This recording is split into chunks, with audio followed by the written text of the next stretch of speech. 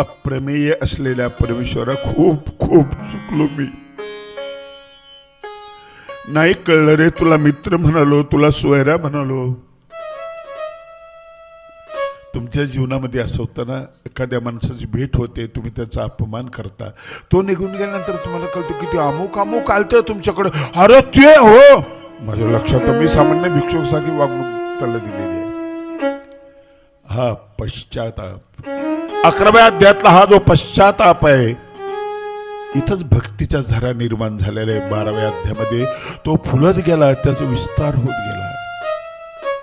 भक्त्या त्वनन्यया शक्य अहमेवं विधोर्जुन ज्ञातुं द्रष्टुं च तत्वेन प्रवेष्टुं च परंतप. अर्जुना इतका प्रामाणिक कोणीच नाही आहे. 11व्या अध्यायामध्ये तो रडला रडला. नष्टो मोह स्मृतिर्लब्धा, इथं तो थांबला आणि गुपचूप म्हणाला करिष्ये वचनम तव. हेच तो दुसऱ्या अध्यायात जर म्हटलं असता, ते गीता तिथं संपली असती. अर्जुनाचा नकारात्मक सामर्थ्य येते, लक्षात ठेवा. एक नकाराची बैठक आहे. नाही ऐकलं त्यांनी, नाही नाही म्हणत राहिला. नकारामध्ये होकारापेक्षा जास्त मोठी ताकद असते.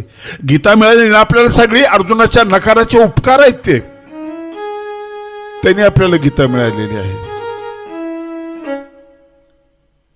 गोष्ट लक्षात ठेवा. प्रभू श्री चक्रधरांनी तुम्हाला सामर्थ्य दिलेलं आहे. समर्थो धर्ममाचार्य, भीष्माच्या तोंडातलं हे वाक्य आहे. भीष्मानी म्हटलेला तो श्लोक आहे. समर्थ धर्माचं आचरण करू शकतो. समर्थाच्या धर्माचं आचरण करायला पाहिजे. दिन जुबळा झालेला महाराष्ट्र स्वामींनी त्याच्यामध्ये सामर्थ्य ओतण्याचं काम केलं. पहिली श्रीकृष्ण कथा सांगितली.